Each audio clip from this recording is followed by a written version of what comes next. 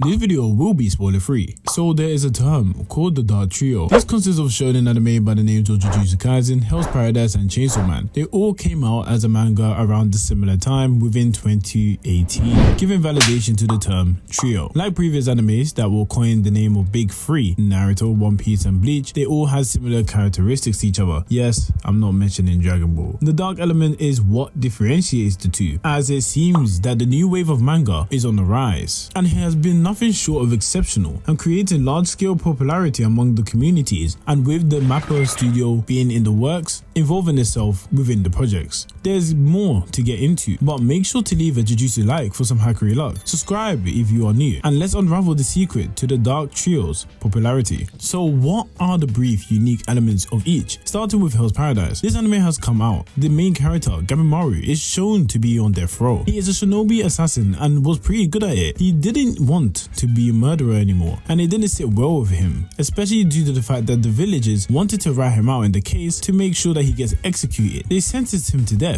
They were definitely snitches, but that absolutely meant nothing. The reason for this was because to kill him, it took too many tries. They tried almost everything to kill him, and it was pretty much impossible. It was actually funny. Long story short, he was taken to a boat to participate along with the criminals to obtain the elixir of life, so that he can start and is able to reunite with his wife. That swiftly moves us to another individual who wishes he had a wife, and that main character is in Chainsamwan itself. Now, the anime of Chainsamwan had an uncomfortable start as you catch your boy Denji with sold body parts. He was burdened with paying debts of his father, the man who committed suicide. The people who owed the debt were asking a kid looking around 6 years old or less to get over millions of yen overnight. Obviously, that was not possible, meaning he would be killed, until a strange devil was looking for blood, and Denji befriends the devil by allowing it to survive. Long story short, he was betrayed by the people he owed debt to, as they were taken over by the zombie devil. This led him to pretty much dying and combining his body with Pachita, the strange devil, and being the main character of the series and embodying the name of Chainsamwan, working as a devil hunter given the position by Makima. Now, Jujutsu Kaisen is very interesting also as an anime that revolves around the young boy Yuji Todori, really strong and gifted, was a part of the Ghost Club, not pursuing athletics, but there was a finger in the school which attracted many cursed spirits to go ahead and attack Itadori's friends from school. Yuji was warned by Megumi, the person known as a Jujutsu sorcerer. He comes into contact with these cursed spirits and eats a finger, which is said to be a 1,000,001 chance of contact and surviving. Meanwhile, Yuji could have died. He instinctively ate the finger. Long story short, there was a demon that was born inside of him, and this actually created Yuji to live with Sukuna inside while he collects the rest of the fingers before he decides to kill himself in this case, so that Sukuna can disappear away from the world. Now, there's a common theme which is not used enough in the previous shonen tropes, and that is the dark element, including gore, demons and the supernatural. For Jujutsu Kaisen, it takes a bit longer to get dark in comparison to the others, but it definitely gets dark. This is usually the demons being created in weird manners and shown to be creepy, especially for the viewers. The effectiveness of this is to understand that not everything is pretty in their worlds. Not to mention, in their respective series, they are quite good at introducing unexpected outcomes. The usual shonen trope makes it obvious of who's gonna die and who's going to survive, particularly when it comes to enemies. But this is a much more balanced reality between the weak and strong. Anything can happen and enhances the viewer's experience. While being a manga, their art styles also do well to capture the vibe and situations that occur. Why does everybody like seeing gory scenes and weird creatures? Why does it appease us? Well, it's like that in life. If you've ever been in a situation where somebody is in a fight, you're really eager on the outcome, what's about to happen and how they're going to get hurt. Sometimes videos on the internet would be very bad, but you look at it maybe a bit longer than you usually would, or you would like to, and this is because you know something bad is coming and you want to be able to see it, but that part of your brain is trying to watch it and like it regardless. Our human psyche wants to see the dark and twisted things encountered, and also allows for unpredictability. When not faced with the appropriate combatants from opposition, it seems boring and stale. So what's more evil than a cursed spirit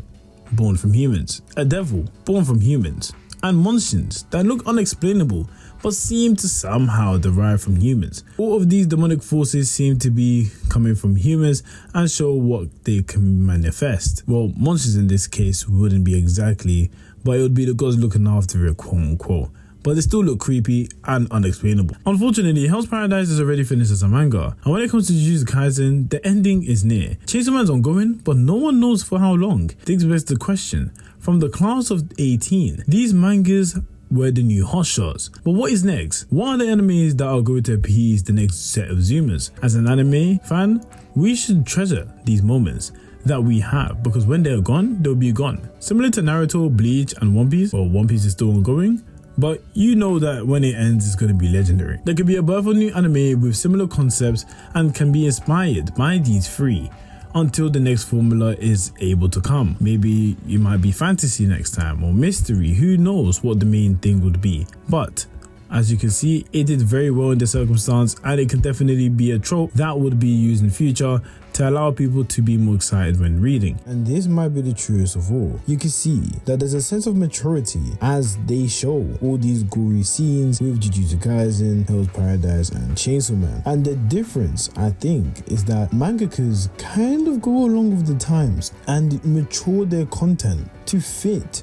an audience. And I believe this is the audience of people that have watched anime back in the day and have grown up now and don't want the usual plot armor or the usual shonen tropes, but they want something a little bit different. Usually you do things to appease. When you look at children programs, they usually rinse and repeat the same thing just to appease them with low effort. They took a whole different direction to make sure that they can satisfy the people in the older generation while making it entertaining for people in the younger generation.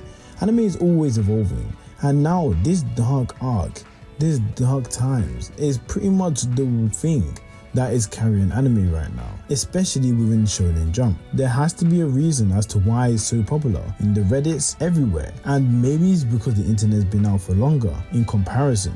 But you have to understand, things like Chainsaw Man had a fan base so heavy even before the anime even came out. Unlike Demon Slayer in comparison, these shows have a fan base that's very secure, very thick and strong pulls that they are able to be established even before the series come out. And Hell's Paradise is definitely one of them. Some people feel like the anime is underwhelming in comparison to the manga, which I'm going to make sure to read the manga on stream, so look out for that. And yeah, I need to see which might be true, because the Hell's Paradise manga has got a lot of clout. In fact, the Hell's Paradise manga is usually recommended over the anime, but there still seems to be endless potential with these series before they end. This is definitely the new pioneers in the Shonen Jump world. But that is it when it comes to the Dark Trio and why they're so popular. If you haven't already, make sure you leave a like, subscribe if you're new, and as I say to the new and old people that come and visit my channel, Njana.